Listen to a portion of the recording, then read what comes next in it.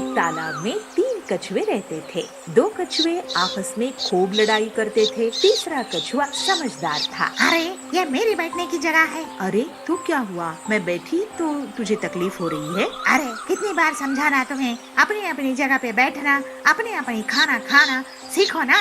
अरे तू बड़ी आई समझाने वाली। मेरी मर्जी, मैं जहाँ चाहूंगी वहाँ पे बैठूंगी। मुझे जो पसंद है मैं वो खाऊंगी। ऐसे इन दोनों की नोक झोंक होती ही रहती थी। मगर तीसरा कछुआ, अरे आप ऐसे क्यों झगड़ते हो? हम सारे दोस्त हैं ना। आपकी जगह मेरी जगह ऐसा कुछ होता है क्या? हम सब तो एक साथ रहते हैं, तो एकजुट होके रहना चाहिए। ऐसे समझाते रहती है। तीसरा कछुआ कभी इन दोनों की लड़ाई में नहीं पड़ती थी। एक दिन लड़ाई करने वाले दोनों मछुओं में लड़ाई इतनी जोर से हुई तो एक कछुआ पत्थर से गिरकर उल्टा हो गया था। कछुए के पैर आसमान की ओर थे और पीठ जमीन पर लग गई थी। तो दर्द से चिल्लाते हुए कछुआ कहता है, अरे मैं तो गिर गया, मैं क्या करूं? अरे मैं तो गिर गई, अब मैं क्या करूं? मुझे पहले जैसा कौन बिठाएगा? ऐसे जोर जोर से चिल्लाने लगी। सीधा होने के लिए उस कछुए ने बहुत प्रयत्न किया, मगर वो सीधा नहीं हो पाया। अब उसे अपनी लड़ाई झगड़े पे पछतावा हो रहा था। अरे मैंने क्यों झगड़ा किया? ये झगड़ा नहीं होता तब मैं नहीं गिरती। अब मैं सहायता के लिए भी तो उसी कछुअन को बुलाना है ना। ऐसे बड़बड़ाती रही। झगड़े के अलावा और कुछ नहीं किए गए अपनी जिंदगी को कोसती रही। ऐसे ही उल्टे पड़े उसको बहुत समय हो गया था, फिर भी कोई उसके पास सहायता के लिए नहीं आया। इस तरफ तालाब में दोनों कछुए इंतजार कर रहे थे। काफी समय बीत जाने के बाद, अरे इतनी देर हो गई, ये कछुआ आया क्यों नहीं? कहीं कोई संकट में तो नहीं पड़ा? ऐसे कहते हुए दोनों चिंतित हो गए थे। दोनों कछुओं को संदेह हुआ। दोनों कछुए ने ढूंढने का निर्णय करके तालाब से बाहर निकलकर उसकी खोज करने लगे। अरे ये कछुआ कहाँ चला गया? बिल्कुल समझ में नहीं आ रहा है। इसको कहाँ ढूंढेंगे? अरे कहाँ ढूंढेंगे का मतलब क्या होता है? हर जगह ढूंढना पड़ेगा। आखिरकार हमारा दोस्त है, हमारे साथ रहता है। ऐसे दोनों बात करते हुए उसे ढूंढने लगे। तालाब से दूर एक पत्थर था। उस पत्थर के उस पार कछुआ उल्टा गिरा हुआ था। दोनों कछुए दौड़ते हुए गए और उसे सीधा करके हालचाल पूछने लगे। अरे बहन, क्या हो गया? तुम यहाँ पर आके उल्टा कैसे गिर गई? अरे तुम्हें इतनी भी समझ नहीं है कि झुंड में रहना चाहिए? इतनी दूर आके ऐसा उल्टा पड़ोगी तो कौन सहायता करेगा? अरे मैं क्या जानबूझ के आई थी? मुझे क्या पता था कि मैं गिर जाऊंगी और ऐसे उल्टा हो जाऊंगी? ऐसे तीनों की बातचीत चली।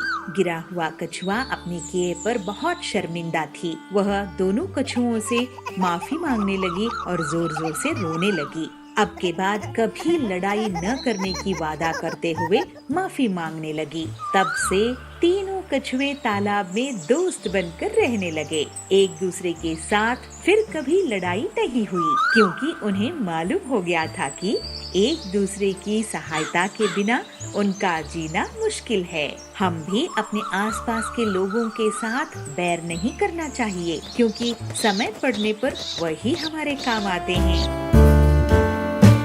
टुनी की शादी हो चुकी है और वो अपने सास ससुर और पति के साथ रहती है। टुनी देखने में बिल्कुल भी खूबसूरत नहीं थी। उसका रंग डार्क था, यानी डस्की, और अपने रंग को निखारने के लिए वो तरह तरह के केमिकल फेस वॉश और तरह तरह की क्रीमें अपने चेहरे पर लगाती थी। उसे जो कोई भी ये बता देता कि इस क्रीम या इस फेस वॉश को लगाने से उसका चेहरा सुंदर और गोरा हो सकता है, तो वो बस वही लगाने लग जाती। ऐसे ही एक दिन वो YouTube पर गोरा होने के लिए कुछ नुस्खे देख रही थी और तभी उसे एक वीडियो दिखाई देती है जिसमें बताते हैं कि कुछ विटामिन के कैप्सूल्स और मुल्तानी मिट्टी और दही, नींबू मिलाकर चेहरे पर लगाने से चेहरे का रंग एकदम साफ हो जाता है। ये देख टूनी मन ही मन सोचती है, अरे वाह, ये नुस्खा तो सच में कमाल का है। इसको इस्तेमाल करने से ये लड़की तो सच में बहुत गोरी हो गई है। तो फिर अब मैं क्यों देरी करूं? मैं भी ये सामान लेकर आती हूँ और अपने चेहरे पर लगाती हूँ। फिर देखना मैं कैसे एकदम सुंदर हो जाऊंगी। टूनी तुरंत अपना पर्स उठाती है और उसे लेकर बाजार के लिए निकल जाती है और बाजार से वो सभी सामान ले आती है जो वीडियो में उसने देखा था और उसे घर पर लाकर अपने चेहरे पर लगाने लगती है।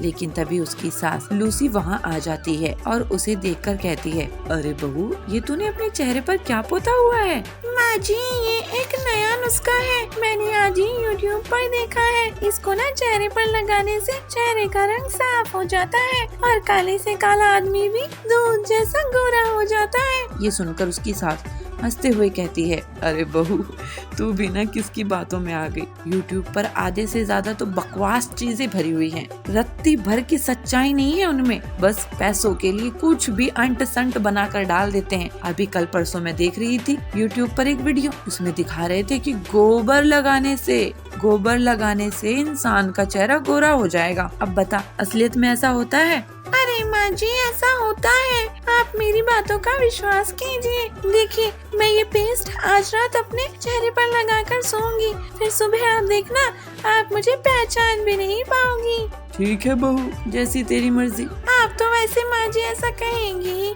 आपका रंग जो साफ है, दुनिया के ताने तो मुझे सुनने पड़ते हैं क्योंकि मेरा रंग डार्क है। अच्छा ठीक है, रो मत, तेरा जो मन है वो कर। बस बहू, मेरी एक बात सुन ले, आगे इससे कोई रिएक्शन हुआ तो मुझे मत दोष देना, समझी? अरे नहीं माँ जी, ऐसा कुछ नहीं होगा, आप बिना फालतू की टेंशन ले रही हैं और मुझे भी फालतू की टेंशन दे रही हैं। टूनी अपनी सास लूसी की एक नहीं सुनती और उन सभी चीजों का एक पेस्ट बनाकर अपने चेहरे पर वो लगा ही चुकी थी और उसे अपने चेहरे पर लगाकर वो रात भर सो जाती है। अगले दिन जब वो मुंह धुलकर अपना चेहरा शीशे में देखती है तो अपना चेहरा देखकर चिल्ला उठती है, हे भगवान, ये मेरे चेहरे को क्या हो गया?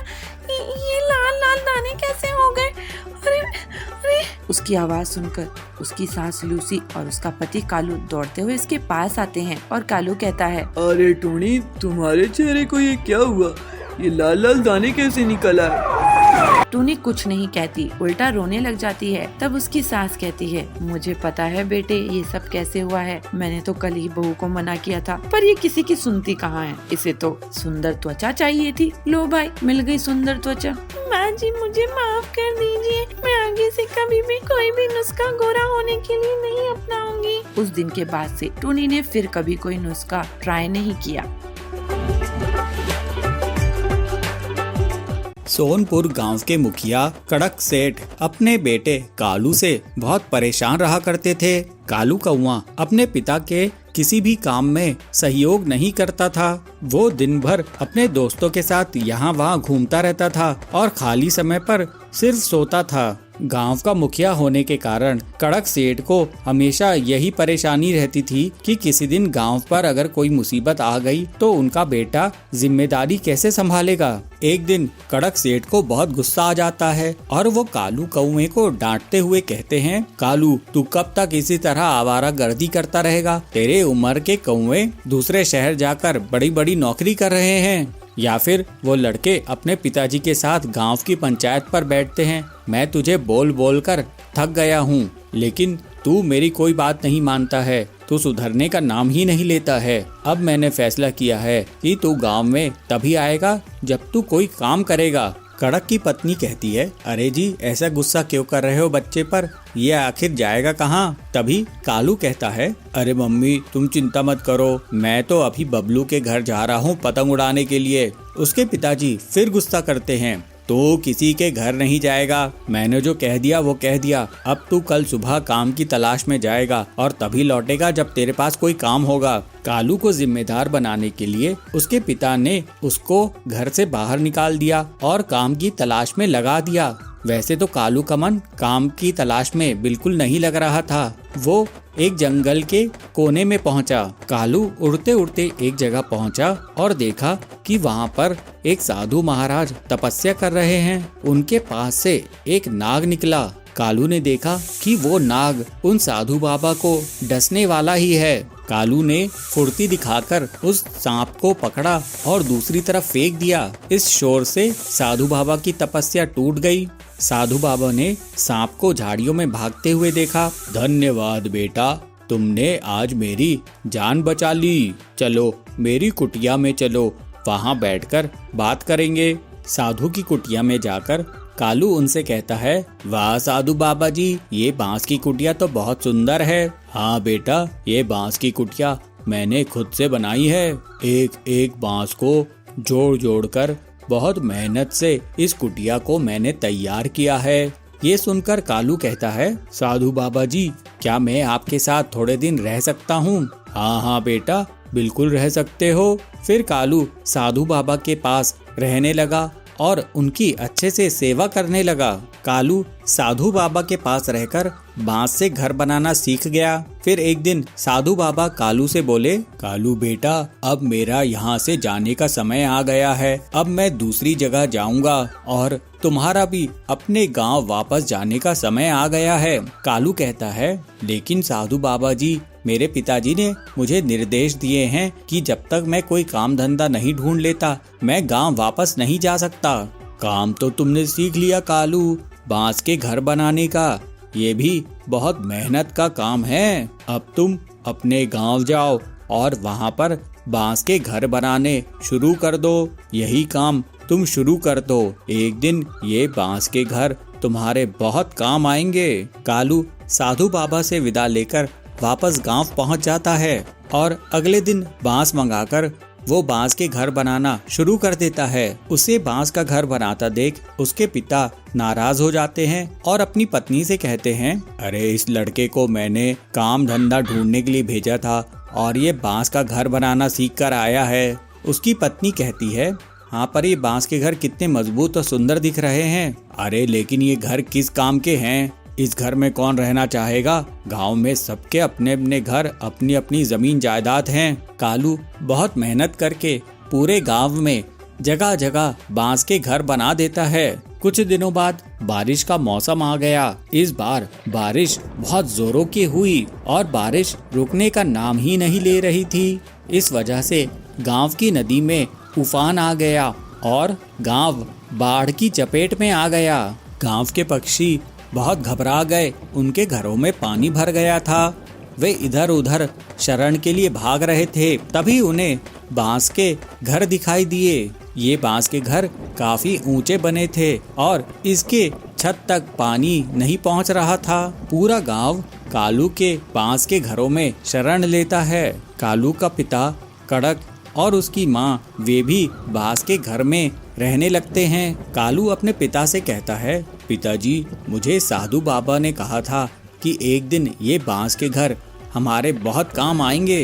पूरा गांव बाढ़ की चपेट में आ गया है लेकिन ये बांस के घर नहीं डूबे।